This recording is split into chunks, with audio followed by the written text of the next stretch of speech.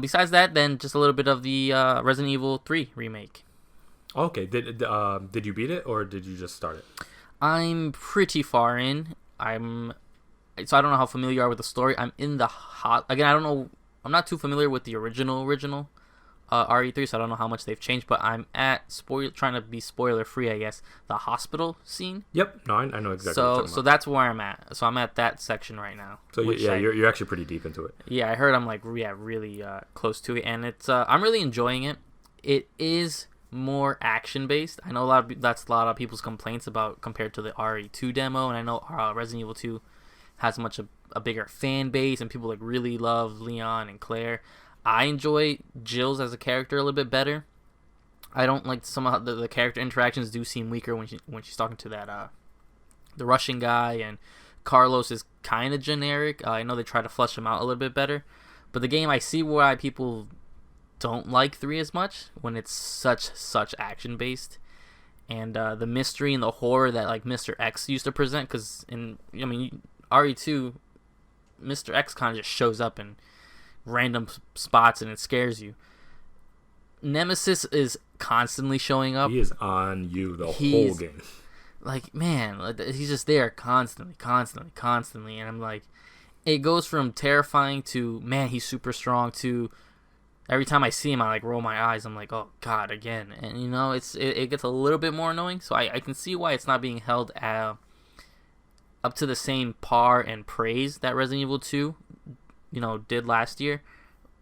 But I still think it's just as good, in a sense. If I had him rate him, I don't like to use the point scale, but if RE2 was like a 9, I would say RE3 is a 8. Okay. Oh, so you're still pretty positive on it. Yeah, it's not a dramatic downgrade. Like, the gameplay's solid. Some of the controls they fixed. The camera angles get a little wonky because of how tight in corridor the city is in the beginning section, and you kind of lose your bearings because everything's just dark, rainy with lights. And Nemesis comes and helps clear that up a little bit, but it's still good. I'm enjoying it. Again, not knowing too much about Resident Evil 3 originally, it's like a brand new experience for me, and I guess they tweaked elements of the story to be more canon, which doesn't bother me because Capcom's always had that, mucky timeline. Besides that, I did dabble a little bit in the Resistance, the online multiplayer. Yep. And it's okay. It feels better to play as like the survivor, but it's so rushed where they're like, everything you do, you either lose time or gain time. So it doesn't give you the chance to actually find the stuff. Resident Evil's always had that good like breadcrumb, like you go to this room to get access to this room. It's like a back and forth. In Resistance, it's kind of like, all right, here's the key. Well, here's the puzzle you gotta solve, and the keys are just randomly located, so there's no rhythm to it, and that's my only issue with it. Yeah. So before I tell my opinion on RE3, I want to say I did not play RE3. I watched it played from front to back. The about 4.5 hour experience, I just sat there on the couch and watched somebody play it. So before y'all get on me, that's how I experienced it. So these are my observations, are purely that observational. From what I noticed, the biggest issue I have with this game is the value proposition. I don't think in any form or fashion this survival game coupled with this 4.5 hour experience is nearly worth $60 at all.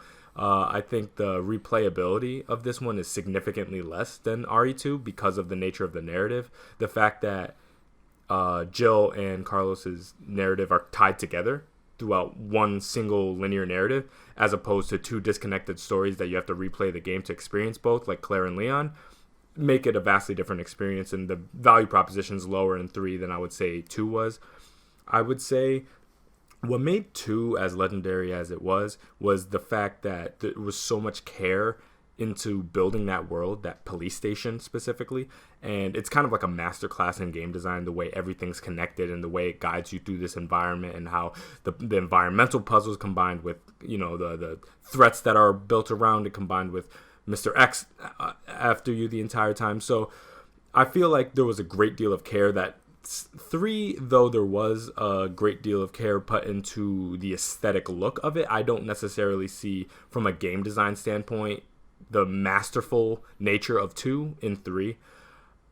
As for Nemesis, I think after a while it really did get pretty old. I understand that he's the primary antagonist of the original one, and this is a remake, but not a complete reinvention of the game. So I understand that they're taking a little bit of that, and they're reusing pretty much the same enemy over and over and over again in different forms. I did think it got old. I think the best utilization of Nemesis was, I don't know if you remember, but earlier not too big spoilers, but when you're on the streets and he's kind of chasing you that first time when he has like the flamethrower, and there's one point he like jumps and slides in front of you. Yeah, see, that is the perfect utilization of Nemesis. He was horrifying there. Yeah, exactly. So after you, again, it's not really a spoiler. When you turn the subway on, you have to try to get back.